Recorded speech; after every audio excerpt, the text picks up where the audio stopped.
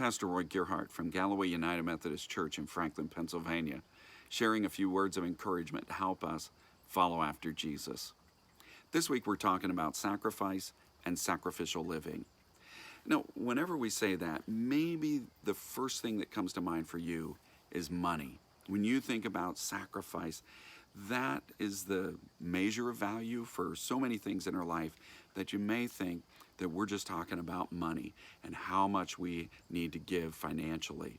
But that's not all that we're concerned with, not by a long shot. In fact, when Jesus calls us to give our lives to Him, that is in its entirety. All your time, your energy, your plans and dreams, and your money. Yeah, all of it is the package that we are giving to God fully and completely.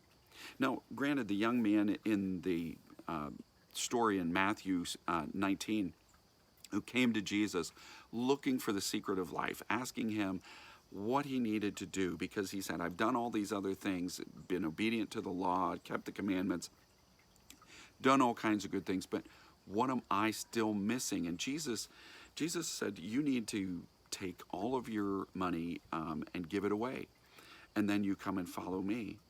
What Jesus was doing with them was calling him into a life where he would stop giving to God just the surface, just a devotion that was about how can I be good so that I can get to heaven. But instead it was about how do I give my whole life to God? How do I give my whole life over to the Lord and let Him really fully and completely be in charge? And for this young man, that was going to be the big question. Will you put your money in God's hands? And will you do that not in part, not when it's convenient, not when you're motivated by some desirable project that you're asked to contribute to? No. Will you simply give everything over to God? That ultimately is the question for all of us. Time, money, plans, actions for your life and your money. Are you willing to put it all in God's hands? Even though this isn't all about money, last night when I was sharing with a group of guys about these scriptures, we got to talking about money and about the question of tithing. And all of us are convinced that Christians are called by God to give 10% of our income to tithe to the church and to the work of the Lord. And we believe that just as God's people had done all through the centuries, that they were called on to give 10% to the work of the Lord to support the temple, the priests, we too give to the church, give to the ministry of the Lord so that it can go on. 10%. In fact, we talked about the way in which God calls us to do that, where in Malachi, He said to the people, if you don't do this, you're robbing me. And He said, please test me in this. He said, do it. Go in and give me 10% every time you earn income. And He said, I will open up the floodgates of heaven and pour out a blessing you can't contain. God wants us to believe that we can really put our lives in His hands and that He's not the one who will let us down, but that God will bless us.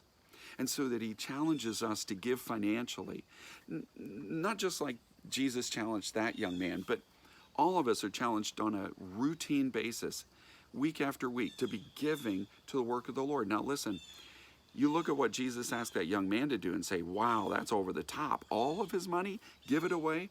Listen, there are lots of people who, when they're asked to give 10% to the church and to the work of the Lord, they balk at that. They'll say, whoa, come on, that's a lot of money out of my income.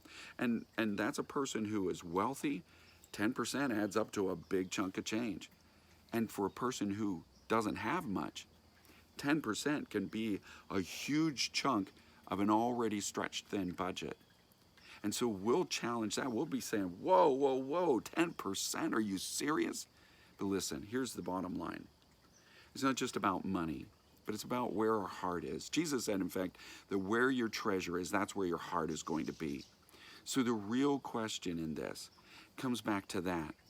Because if you don't give your heart and soul to Jesus, if you don't love Him with all your heart, and if you're not really surrendered up to Him to be Lord of your life, then it doesn't matter whether we're talking about giving all of your income, 10% of your income, or $1 a week.